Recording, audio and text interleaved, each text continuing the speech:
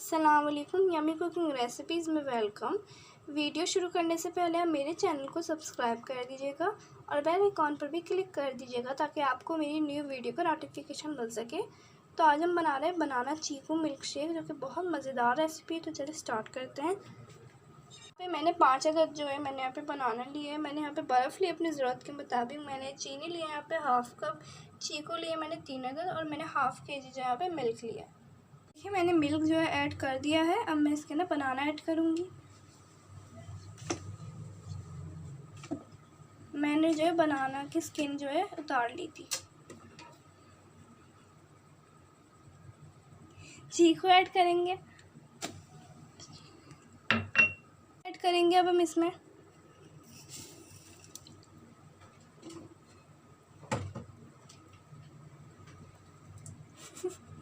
बर्फ़ ऐड करेंगे। गिलास हम इसके ना पानी ऐड करेंगे।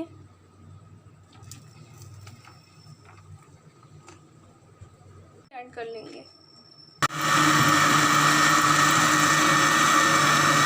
तो ये देखिए रेडी है। हम इसे सर्व करेंगे। देखिए अब हम इसे निकाल रहे हैं।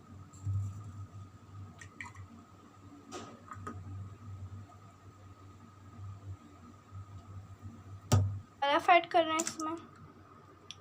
थोड़े से चीकू और बनाना है, इसे मैंने जो चॉप कर लिया था गार्निशिंग के लिए।